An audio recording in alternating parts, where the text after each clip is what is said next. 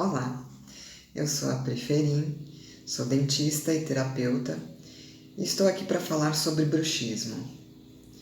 Bom, se você tem dores na face quando acorda, dor de cabeça, dor no pescoço e você já fez todos os exames possíveis, foi no otorrino, foi no médico, sua pressão está normal e você não sabe de onde que é. Ou se você quebra seus dentes com facilidade, às vezes você morde um pão de forma e seu dente trinca, seu dente quebra, qualquer coisa muito leve, seu dente já quebrou, pode ser que você tenha bruxismo. O bruxismo, ele é o apertamento dental, o ranger de dentes que a pessoa pode ter durante o sono ou mesmo durante o dia sem perceber. Esse fator dá tanto fisicamente como a mente da pessoa, o psicológico, o emocional, ele está bem ativado e à noite o subconsciente vai funcionar. Aquele sapo que você engoliu,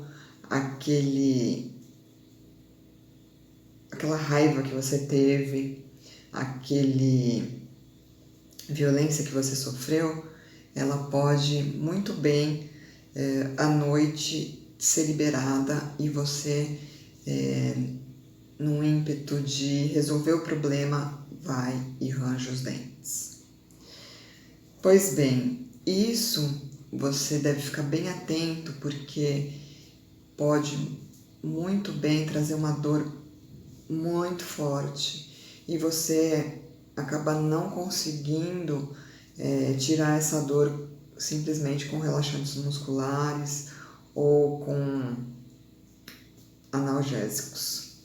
É uma dor muito mais pungente.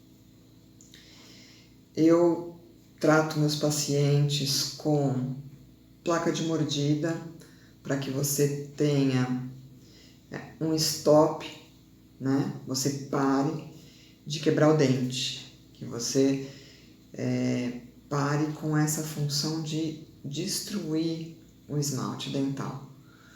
Mas para você parar com o hábito, eu descobri que a placa sozinha não funciona. O Botox é um bom aliado, só que também para quem tem o bruxismo muito forte, acaba durando de 2 a 3 meses. O que eu acho interessante é você fazer uma psicoterapia e as terapias integrativas que estão dando muito bons resultados, como a acupuntura, como a cromoterapia, como a aromaterapia, alinhamento de chakras. Todas essas terapias estão surtindo um efeito muito bom na saúde em geral e com o bruxismo não é diferente. Se você quiser experimentar essas terapias, eu posso te aconselhar. Muito obrigada por escutar. Namastê.